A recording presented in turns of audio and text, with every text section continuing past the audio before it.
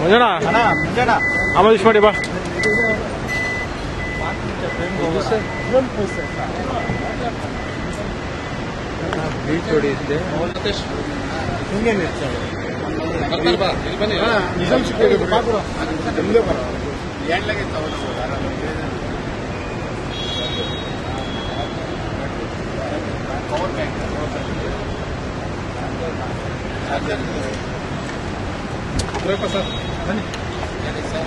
ನೋಡಿ, ನಂದೇನು ಡಿಮ್ಯಾಂಡ್ಸ್ ಅಲ್ಲ. ನಾನು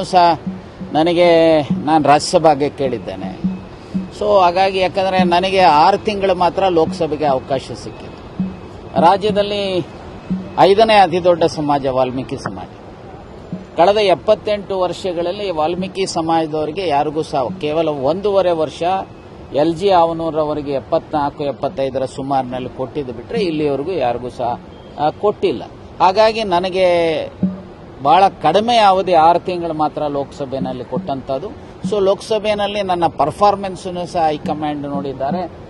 ಸನ್ಮಾನ್ಯ ಖರ್ಗೆ ಸಾಹೇಬರು ನೋಡಿದ್ದಾರೆ, ಸಿದ್ದರಾಮಯ್ಯ ನೋಡಿದ್ದಾರೆ. ಯಾಕಂದರೆ ಅವ್ರ ಜೊತೆಗೂ ಸಹ ನಾನು ಅವರು ವಿರೋಧ ಪಕ್ಷದ ನಾಯಕರಾಗಿ ಕೆಲಸ ನಾನು ವಿಧಾನ ಪರಿಷತ್ನಲ್ಲಿ ವಿರೋಧ ಪಕ್ಷದ ನಾಯಕರು, ಖರ್ಗೆ ಸಾಹೇಬರು ಅಸೆಂಬ್ಲಿನಲ್ಲಿ, ಹಾಗೆ ಸಿದ್ದರಾಮಯ್ಯವರು ಅಸೆಂಬ್ಲಿ ಇದ್ದಾಗ ನಾನು ಪರಿಷತ್ನಲ್ಲಿ ವಿರೋಧ ಪಕ್ಷದ ನಾಯಕನಾಗಿದ್ದೆ. ಹಾಗಾಗಿ ಪಕ್ಷವನ್ನ ಅತ್ಯಂತ ಸದೃಢವಾಗಿ ಬೆಳೆಸ್ತಕ್ಕಂಥದಕ್ಕೆ ನಾನು ವಿರೋಧ ಪಕ್ಷದ ನಾಯಕನಿದ್ದಂಥ ಸಂದರ್ಭದಲ್ಲಿ ಅಕ್ರಮ ಗಣಿಗಾರಿಕೆಯ ವಿರುದ್ಧ ವರದಿಯನ್ನು 16 ನವೆಂಬರ್ 2000 ನಾನು ಕೊಟ್ಟಾದ ಮೇಲೆ ಲೋಕಾಯುಕ್ತರು ಕೊಟ್ಟಂತ ಹಿನ್ನೆಲೆಯಲ್ಲಿ ಬಿಜೆಪಿ ಪತನ ಆಯಿತು. ನಾವು ಅಧಿಕಾರಕ್ಕೆ 2013ರಲ್ಲಿ ಬಂದಿರತಕ್ಕಂಥ ಹಿನ್ನೆಲೆಯಲ್ಲಿ ನಾನು ಅವರಿಗೆ ವಿನಂತಿ ಮಾಡಿಕೊಂಡಿದ್ದೇನೆ. ನೋಡಿ, ಈವನ್ ಕೌನ್ಸಿಲಲ್ಲಿ ದೇವೇಗೌಡರ ಸಂದರ್ಭದಲ್ಲಿ 2 ವರ್ಷ 8 ತಿಂಗಳು ಸಿಕ್ಕಿತು.